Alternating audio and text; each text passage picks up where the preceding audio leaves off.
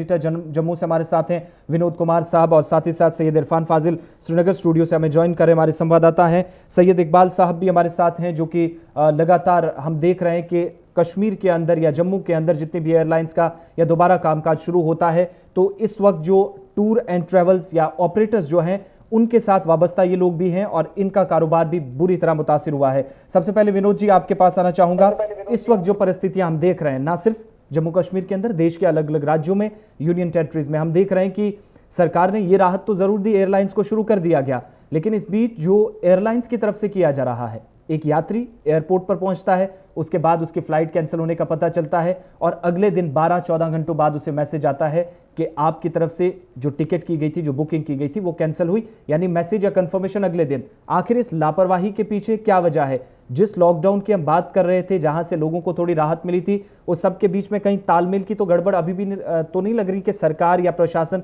आपस में या निजी कंपनियां इस सब के बीच में कोऑर्डिनेशन सही नहीं हो पा रहा? हाँ बिल्कुल आसिफ, आपने ठीक कहा कि ये जब जब इस तरह की बातें होती हैं तो ये बिल्कुल क्लियर होता है कि समन्वय और तालमेल की कमी है जी। और समन्वय और तालमेल की कमी कैसे नजर आती है कि आप जब बुकिंग करते हैं कि फलान सवारी का कल की बुकिंग है इतने बजे की फ्लाइट में, तो आप कैंसिल करने से पहले आप उनको इन्फॉर्म नहीं करते हैं। दूसरी बड़ी बात है कि आपने रीशेड्यूल किया है, कब किया है, वो भी आप नहीं बताते हैं। तो इसके बीच में कहीं ना कहीं समन्वय, कोऑर्डिनेशन की साफ साफ कमी नजर आ रही है। और इस वक्त जब कोविड-19 को लेकर के इतना महामारी फैली हुई है, उस वक्त आप आम आदमी जो होता है वो वाकई में परेशान होता है। वो एयरपोर्ट अपने लगेज वगैरह लेकर के आता है और वहाँ पे उसको सूचना मिलती है कि फ्लाइट कैंसिल है, तो आप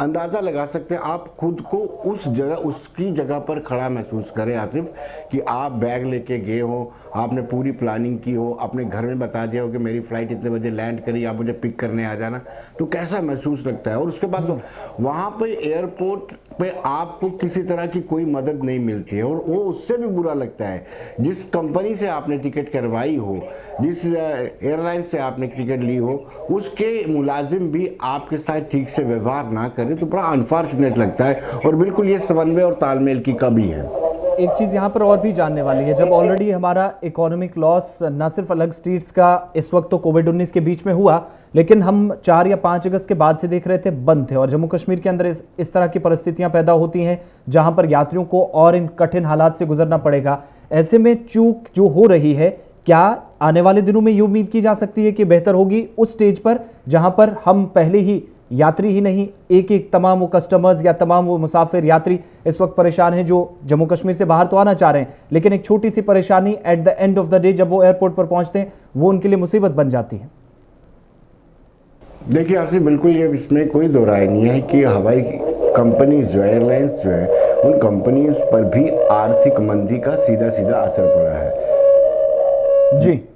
मतलब ये नहीं है कि आप अपने कस्टमर्स के साथ इस तरह का बिहेव करें। एयरपोर्ट अथॉरिटी ऑफ इंडिया को इसको चेक करना चाहिए, और ऐसे लोग, ऐसी कंपनीज जो बिना इन्फॉर्म किए आपकी टिकट कैंसिल या फ्लाइट कैंसिल कर देती हैं, उनको तुरंत उनके खिलाफ कार्रवाई होनी चाहिए। और पहले जब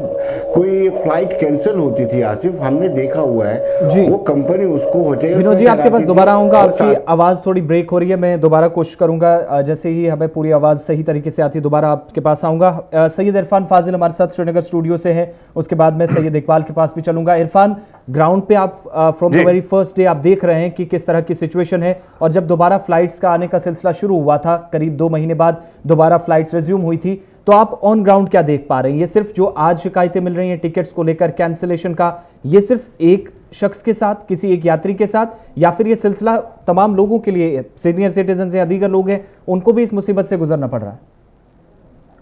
तो देखिए आपको जिस तरीके से लगातार मैं देख रहा हूँ, और ये सिलसिला जो है बल्कि कई टाइम से देखने को मिल रहा है कि लगातार एयरलाइन को लेकर शिकायतें थी। मैंने भी देखा कि फेयर्स लेकर जिस तरीके से हाइट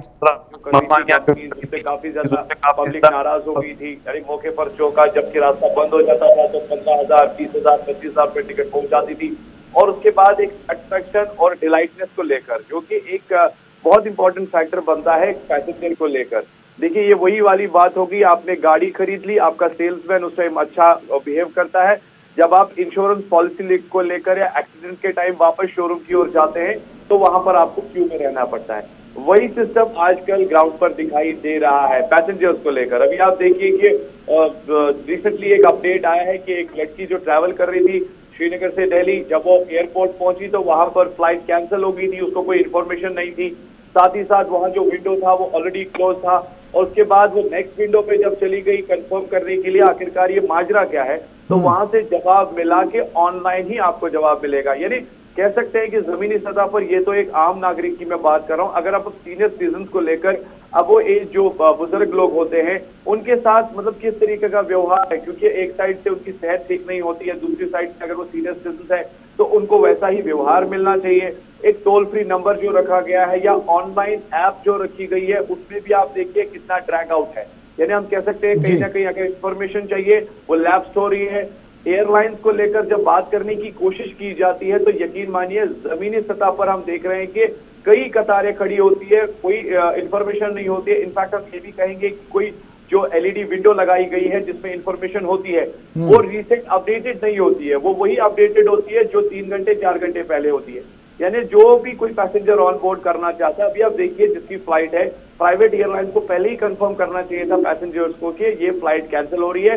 बिल्कुल इरफान, इस पे मैं दोबारा आपके पास आऊंगा। हमारे साथ सैयद इकबाल साहब भी हैं और इस वक्त ये जो हम देख रहे हैं कि कश्मीर के अंदर भी दोबारा फ्लाइट्स का सिलसिला शुरू हुआ, तो ये एमडी है पैशनेट कश्मीर टूर्स के और बेहतर तरीके से चीज़ों को भी समझकर हमारे सामने रख सकते हैं। बहुत शुक्रिया हमारे साथ ज्वाइन करने के लिए सैयद इकबाल साहब। सबसे पहले जो इस वक्त हालात हैं, या सिर्फ ये पैसेंजर्स को इस तरह की दिक्कत आ रही है या फिर आपके एंड से भी कोई परेशानी है जिसकी वजह से हम ये देख रहे हैं कहीं ना कहीं जो मिसकम्युनिकेशन है उसके बीच में एक आम मुसाफिर यात्री फंस रहे हैं? जी, अगर हम देखें कि इसके ये जो सिलसिला अभी कोविड-19 के बाद से स्टार्ट हुआ है जी, इसके साथ साथ अगर हम देखें कि कस्टमर जो हमारे पैसेंजर्स होते हैं उनको तो परेशानी होती है, लेकिन उससे ज्यादा परेशानी अगर हम देखें ट्रैवल एजेंट को भी होती है। जैसे कि अगर हम लोगों ने किसी डेट की टिकट्स अभी डन कर रखी हैं पैसेंजर्स की, तो ड्यू टू कोविड-19 वो फ्लाइट्स कैंसिल हो गई हैं। सो हम लोगों को कस्टमर से हमने अपनी पेमेंट नहीं ली हुई है, कुछ नहीं लिया हुआ है और फ्लाइट्स हैव बीन कैंसिल्ड, तो वो एयरलाइंस अपना पैसा बचाने के लिए, अपने क्रू की सैलरी निकालने के लिए वो पैसा हमें क्रेडिट शेल में दे देते हैं। यानी कि हम उस क्रेडिट शेल से उसी पैसेंजर का टिकट बना सकते हैं, उसके बगैर और किसी का टिकट नहीं बना सकते। पहली बात। दूसरी बात, अगर आप कस्टमर का टिकट कर रहे हो, उनको बोर्डिंग पास देना है। आज ही मेरे पास एक कस्टमर है जिसका ट्रैवल श्रीनगर टू पुणे था जी, लेकिन उनका boarding pass Srinagar to Delhi का निकला और दिल्ली टू पुणे उनका बोर्डिंग पास नहीं निकल पाया, जो वो कि स्पाइस जेट की गलती थी, जिस वजह से उसका पूरा टिकट कैंसिल कर दिया उन्होंने। पहली बात। दूसरी बात, एजेंट्स के पास कोई इंफॉर्मेशन नहीं है। एजेंट्स के पास कोई इंफॉर्मेशन ये नहीं है कि आपके पास पैसा कहां से आएगा। हमारे पास क्रेडिट शेल आया हुआ है, वो हम यूज नहीं कर पा रहे हैं। हमारा कस्टमर दिल्ली से श्रीनगर आना चाहता है, वो फ्लाइट कैंसिल हो गई। अब हमें कस्टमर को उसी सेक्टर पे वही फ्लाइट करके देनी है जो कि हर एक ट्रैवल एजेंट के साथ नाइंसाफी होगी। तो इसलिए हमारी हर एक ट्रैवल एजेंट की ये गुजारिश होगी कि अगर प्राइम मिनिस्टर ऑफ इंडिया ने एक राहत कोष पैकेज दे दिया पूरे हिंदुस्तान को, तो ट्रैवल एजेंट्स के लिए क्या है, तो उन एजेंट्स के लिए क्या है जो लोगों की बुकिंग कर रहे हैं। अभी ट्रैवल एजेंट्स भी बहुत परेशान हैं,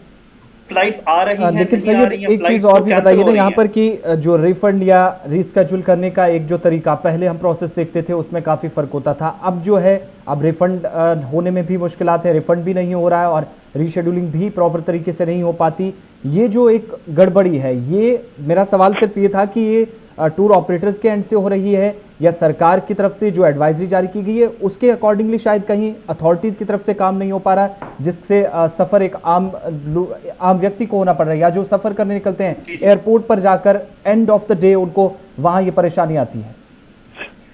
सरकार के द्वारा जो डीजीसीए की सर्कुलर निकल गया था, उन्होंने तो सर्कुलर में बराबर दे दिया कि रिफंड दे दीजिए, रीशेड्यूल दे दीजिए, लेकिन कहीं ना कहीं एयरलाइंस अपनी मनमानी कर रही हैं, अपनी मर्जी चला रही हैं और इस वक्त रिफंड भी नहीं आ रहा है।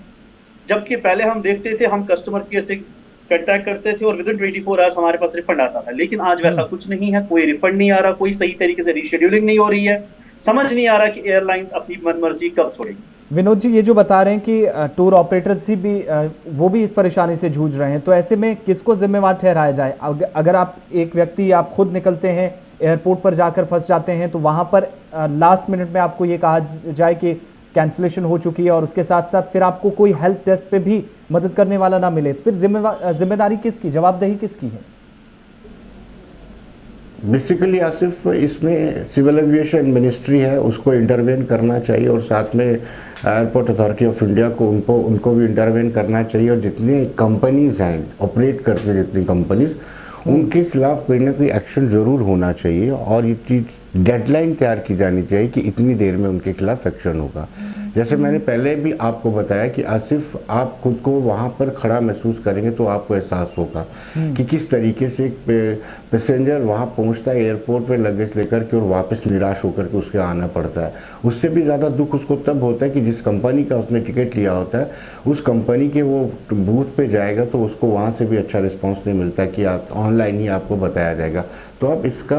अंदाज़ा लगा सकते हैं कि इंसान इस कोविड-19 में पहले ही इंसान डरा हुआ है, सहमा हुआ रहता है और सोचता है कि उसकी फर्स्ट प्रायोरिटी रहती है कि अपने गंतव्य जहाँ पर उसने जाना है वहाँ पर पहुँचे। दूसरी ओर आपने ट्रैवल एजेंट्स की बात की और बहुत सारे ट्रैवल एजेंट्स इस बात को लेकर के पहले से ही जूझ रहे हैं कि जो उन्होंने टिकट्स किए हुए थे कोविड-19 के कारण जो फ्लाइट्स मिस हुई हैं, उन फ्लाइट्स को लेकर के उनकी वापसी रिफंड को लेकर के कोई अच्छा तौर तरीका इस्तेमाल नहीं किया गया है, कोई ऐसा कम्प्रहेंसिव प्लान नहीं बनाया गया कि उसकी रिफंडिंग हो। इसको लेकर के भी कहीं ना कहीं उनमें रोष है। जी आसिफ। इरफान, आपके पास अब आऊँगा क्योंकि हमने पिछले कुछ दिनों से ये भी देखा, जब दोबारा फ्लाइट्स रिज्यूम हुई तो सरकार की तरफ से ये भी कहा गया था कि 25 मई के पहले जिन्होंने टिकट्स 25 मई के बाद माफ़ कीजिएगा, जिन्होंने टिकट्स करवाए हैं उनको रिफंड भी होगा। और आज हम ये देख रहे हैं, आपने खुद भी देखा होगा, उन यात्रियों से मुलाकात भी हुई होगी, अथॉरिटीज से भी बात हुई होगी जो आज बुकिंग करने जाते हैं, टिकट तो लेते हैं, या अगर उनको रिफंड के लिए अथॉरिटीज़ को कहा जाता है यात्रियों की तरफ से, तो वहाँ से उनको रिफंड के बदले ये कहा जाता है कि आप एक्स्ट्रा पे कीजिए टिकट दोबारा, लेकिन रिफंड नहीं। ऐसा क्यों? देखिए आसिफ, आपकी बात को मैं जरूर कंटिन्यू करूंगा, मगर सबसे पहले मैं ये कहना चाहूंगा कि जब लॉकडाउन के साथ साथ यहाँ जिन लोगों ने टिकट की बुकिंग की और उसके बाद फ्लाइट नहीं गई और उसके बाद एक टाइम लैप्स हुआ और लोग जो है जहां थे वहीं फंस गए, उसके बाद एक ग्राउंड पर एक ऑर्डर दिखाई दिया कि जिसमें ये बताया गया कि आप एयरलाइंस की टिकट उसी दिन कंटिन्यू होगी जिस दिन वापस एयरलाइंस की एक्टिविटी स्टार्ट होगी। उसके बाद पैसेंजर्स ने जब मूव किया, पैसेंजर्स ने जब बात करने की कोशिश की, तो वहां पर यह जरूरी बताया गया कि आपकी टिकट सेव है मगर आपको रिफंड नहीं मिलेगा। कुछ एयरलाइंस का ये भी मानना है कि हमने रिफंड अगर करना था वो हमने कर दिया, मगर मैक्सिमम शिकायतें यही है कि रिफंड नहीं मिला, आपकी टिकट 1 साल तक वैलिड है, इसका डेट जब आप चाहे तब आप लगाएंगे, कोई एतराज नहीं है। मगर सवाल यहाँ पे ये बनता है, जबकि आप नेक्स्ट फ्लाइट के लिए या नेक्स्ट डेट के लिए अप्रोच करते हैं तो वहां पर मनमानी पैसे के हवाले से क्यों? यानी वहां पर सवाल ये भी उठता है कि जो टिकट आपकी 3000 रुपए की थी, अगर आप नेक्स्ट शेड्यूलिंग को लेकर सेम डेट आगे ले जाते हैं तो कुछ एयरलाइंस की मनमानी वही 3000 रुपए की टिकट 4000 रुपए की बिकने पर मिल रही है। यानी कह सकते हैं कि पैसा कमाने का एक अच्छा विंडो खोल दिया है। और दूसरी बात ये भी है कि इसमें गाइडलाइंस आई थी कि आपका टिकट जो है वो वैलिड रहेगा उसी रेट पर, जबकि आपको चाहे आप उसको शेड्यूल कर सकते हैं। हमारे साथ वो सईद इकबाल भी है, वो भी सुने, शायद वो भी इत्तेफाक करते होंगे मेरी बात से, क्योंकि वो खुद एक ट्रैवल एजेंट है। और ये बात जो है एयरलाइंस की तरफ से मनमानी खूब दिखाई दे रही है। और आज सुबह जब मैंने कुछ अहलकारों से, जो एयरलाइंस के कुछ अच्छे ऑफिसर्स हैं, उनसे जब मैंने ये बात की तो उनका मानना था हम तो कर रहे हैं, हमारी तरफ से कोई कंप्लेंट नहीं है। मगर मैं एग्जाम्पल देना चाहूंगा एक लड़की की जो श्रीनगर से कश्मीर जा रही थी, जी हाँ, और उसने आज वॉइस के जरिए खुद आपके प्रोग्राम में ये बताया कि विंडो क्लोज था और उसकी फ्लाइट कैंसिल हो गई और बाद में कहीं उसकी टिकट कहाँ लैब। यही चीज मैं सैयद इकबाल आपसे जानना चाहूंगा, जो अभी जो मुसाफिरों की तरफ से ये कहा जा रहा है कि हम तो दोबारा हम राब्ता करने की कोशिश तो करते हैं लेकिन कोई रिस्पॉन्स नहीं आता और अगले दिन सुबह जाके मैसेज आता है, इसके पीछे आखिर वजह क्या है? क्या फौरी तौर पर उन लोगों को जो उस वक्त राहत मिलनी चाहिए, जो मैसेज रिस्पॉन्स उस वक्त मिलना चाहिए, जैसे टिकट आप करते हैं तो उस वक्त आता है, लेकिन जब आप टिकट कैंसिलेशन का भी आपको ये पता चल जाता है एयरपोर्ट पे जाके आपकी टिकट कैंसिल हो चुकी है, लेकिन अगले दिन मैसेज आता है, इसमें क्या कोई आपकी जिम्मेवारी नहीं बनती या फिर सारा अथॉरिटीज पे डाल दिया जाए? नहीं सर, यहाँ पे मैं एक बात कहना चाहूंगा कि जो भी मैसेजेस आती हैं, जो कि अगर हम देखें एक सर्कुलर निकाला गया था बाय एयरलाइंस कि जब भी इस वक्त जिस भी कस्टमर का टिकट आप बनाएंगे उस कस्टमर का पर्सनल ईमेल आईडी दे दीजिएगा और पर्सनल सेल नंबर दे दीजिएगा ताकि उन कस्टमर्स के साथ हम लोग कंटैक्ट कर सकें, पहली बात। जबकि अगर जो भी एजेंट्स हैं, जैसे मैं अपने तरीके से करता हूं, मैं कस्टमर का ईमेल आईडी दे रहा हूं इस वक्त और उनका कांटेक्ट नंबर दे रहा हूं, कहीं ना कहीं उनको मैसेज आना चाहिए। लेकिन आज एयरलाइंस की तरफ से देरी की जा रही है। बहुत सारे मुसाफिर ऐसे हैं जिनकी आज की, मेरे खुद के मुसाफिर हैं जिनको मुंबई से श्रीनगर आना था, उनकी फ्लाइट कैंसिल हो गई। सुबह 5:45 की फ्लाइट थी, एयरपोर्ट 4 बजे पहुंचे हैं, बोर्डिंग हो चुकी है और लास्ट मोमेंट में उनको कहा जा रहा है कि आपकी फ्लाइट कैंसिल है, you need to book another flight. और जब हम दूसरी फ्लाइट बुक कर रहे हैं, जैसे इरफान भाई ने अभी कहा, हम जब दूसरी फ्लाइट बुक कर रहे हैं तो वो अगर पुराना टिकट 5,000 का बुक हुआ है तो वही नया टिकट 8,000 का बुक हो रहा है। वो क्यों? यहाँ पे एयरलाइंस अपनी मनमानी कर रही है, पहली बात। और जबकि अगर आपको याद होगा, जब सिविल एविएशन मिनिस्टर जी ने प्रेस कॉन्फ्रेंस की थी और उन्होंने एक फेयर तय किया था कि इस फेयर के अंदर अंदर एयरलाइंस को अपनी टिकट बेचनी है जी, जबकि वो फेयर है ही नहीं। इतना हाई फेयर आ रहा है श्रीनगर दिल्ली, यानी खुद जो इस वक्त ऑपरेटर्स हैं वो भी इस परेशानी से जूझ रहे हैं। फाइनल कमेंट विनोद जी आपसे चाहूंगा, एविएशन मिनिस्ट्री जो है उसकी रिस्पॉन्सिबिलिटी क्या है, स्टेट एडमिनिस्ट्रेशन को इस वक्त क्या करने की जरूरत है, और जो अकाउंटेबिलिटी है वो आएगी तो कैसे? देखिए, स्टेट एडमिनिस्ट्रेशन को पूरी तरह से प्रॉम्प्टली एक्शन लेना चाहिए। और जैसे मैंने पहले बताया आसिफ कि सिविल एविएशन मिनिस्ट्री जो है उसको भी पूरे इख्तियारात होते हैं कि जो कंपनीज ऑपरेट कर रही है उनके खिलाफ एक्शन ले सके। और ये जो कंप्लेन करते हैं, इनकी कंप्लेन की सुनवाई नहीं हो रही है, इस पर भी कोई एक्शन होना चाहिए कि जो लोग अपनी टिकट बुक करवाते हैं, एयरपोर्ट जाते हैं और वहाँ उनको पता चलता है कि उनकी फ्लाइट कैंसिल है और उसमें रीशेड्यूलिंग नहीं आती है, तो मुझे लगता है ये जो अपनी ग्रीवियंसेस बताते हैं इन पर भी सिविल एविएशन को एक्शन लेना चाहिए। और एक वक्त है, इस वक्त सब लोग परेशान हैं, सब लोगों की परेशानी का सबब ये एयरलाइंस बने हुए हैं जो लोग बाय एयर ट्रैवल करना चाहते हैं, तो इनके खिलाफ कोई ना कोई एक्शन तय किया जाना चाहिए और इसमें मिनिस्ट्री को इंटरफेयर करना चाहिए। विनोद जी और साथ ही साथ सैयद इकबाल, वक्त की काफ़ी कमी है और आज के प्रोग्राम में बस इतना ही। लेकिन एक चीज़ यहाँ पर समझने वाली ज़रूरी है कि सिर्फ यात्री ही नहीं, यात्रियों के साथ साथ जो टूर ऑपरेटर्स हैं उनकी भी एक परेशानी, जो इस वक्त इकबाल बता रहे थे कि कई जगहों पे अगर एयरफेयर में चेंजेस होती हैं, तब्दीलियां होती हैं, तो उन्हें भी इस चीज़ की जानकारी नहीं होती है। जाहिर सी बात है, एविएशन मंत्रालय या जम्मू कश्मीर एलजी प्रशासन को भी इस पर सख्त या कड़े कदम लेने की इस वक्त आवश्यकता है, जिससे शायद एक यात्री के साथ साथ टूर ऑपरेटर्स को या इस कारोबार से जुड़े हुए, इस महकमे से जुड़े हुए लोगों को किसी हद तक राहत जरूर पहुंचाई जा सकती है। आज के प्रोग्राम में बस इतना ही, इजाजत दीजिए, खुदा हाफिज।